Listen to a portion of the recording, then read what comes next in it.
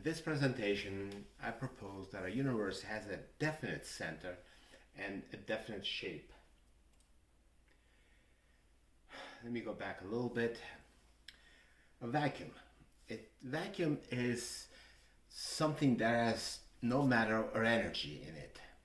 Now, if we could remove all matter and energy from a volume of space-time and enclose this volume with an impenetrable barrier, most people would assume that the temperature inside this enclosure would be 0 degrees Kelvin, which is the lowest possible temperature or energy level. However, space-time itself has an energy that cannot be removed. Therefore, what we call vacuum really is not a vacuum because it has energy in it. This energy is called the zero-point energy. There could exist a vacuum that's at a lower energy level. And if you compare the two of them, our universe, the vacuum of our universe, is classified as a false vacuum. Now, some people believe our universe inflated or expanded from an explosion, a Big Bang, inside some outer space, some higher dimension space. The implication is that our universe was created and expanded inside a vacuum with a lower density and lower temperature. So let's try to visualize this. The Big Bang is an explosion, but unlike a standard explosion where bits and pieces fly all over the place, during the Big Bang, the vacuum of space was created and propelled away from the point of creation. So to try to compare a standard explosion to the Big Bang, let's look at what happens when something blows up. Here's something blowing up, and here's a shock wave coming off of it. And as time progresses, the shock wave expands, it gets bigger and bigger, and bigger and bigger, and so forth. Now, the shock wave itself is just compressed air. The air that was compressed by the explosion. Inside and outside the shock wave, the air density is the same as before the explosion. It's just the energy of the explosion traveling outwards as a shock wave. Similarly, the Big Bang compressed the outer space density, creating a high density, high temperature shock wave, which expanded away from the explosion itself. As our universe expanded, the outer space remained at the same low temperature and density as it was before. In other words, the density and temperature here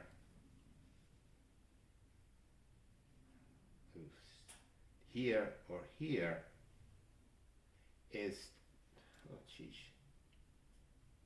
doesn't change any. The only point is right here where the universe was. This point has a higher density, a higher temperature.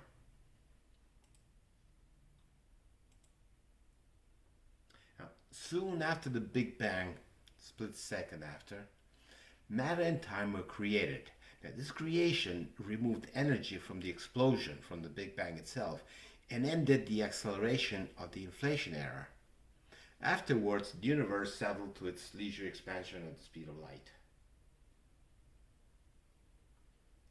Now, if this postulate, if this idea is correct, outside the universe there's a vacuum at a lower density and temperature than our vacuum.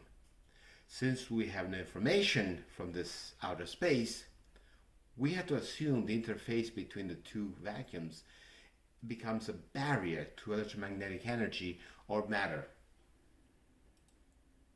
Now, technically, the universe is 13.8 billion years old, meaning it has a thickness of about 27.6 billion light years.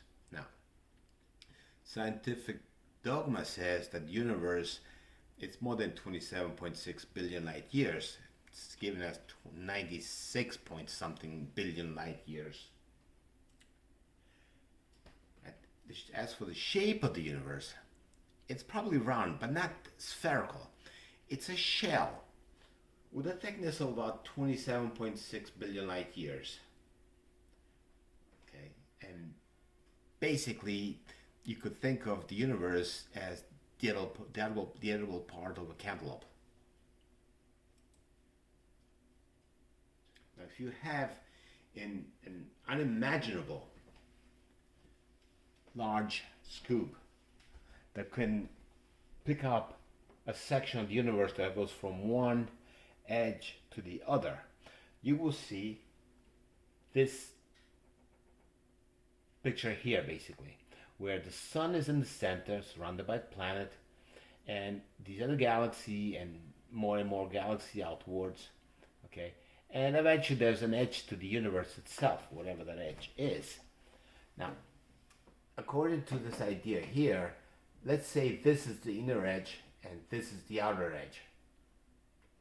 So this is as far as we can see.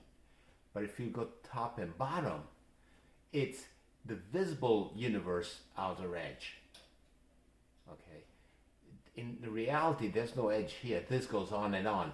This is, on one side, it's a real edge. That's the end of the universe. On the other side, it's just the visible edge of the universe. As for the universe center, well, it's no longer inside our universe. It's at the center of the cantaloupe. In the beginning, for a moment, the universe center existed inside the universe. Now it's outside our universe, far from the inner edge of the universe. And obviously no information can reach us from there. Well, where's the sun in this universe?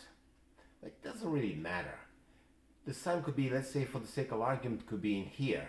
And if it was here, you could see the edge to the edge of the universe. That's as far as you can see, obviously. And you could see it this far and this far. So basically you see a round sphere inside here. But you can't see past it because that's past our visible universe. If the sun was any closer to the edge of the universe, let's put it right on the edge, right here. Well, what you will see is this portion here. But you couldn't see this side here, this black here, you wouldn't be visible. Well, what happened is light from here will bend around and you will see this part of the universe itself. Can we see the Big Bang then? The answer is no. The Big Bang, the Dark Ages, the reionization, the epoch, first started, all these things here, they're forever invisible to us. Light from that time already passed by us. And no matter how powerful the telescope we can build, we don't always show galaxies that are already formed. Galaxy no different from the garden variety galaxies around us. So the universe is spherical, but it's not a ball. It's a shell. And the center of the universe does exist, but it's not within our universe. It's outside the universe.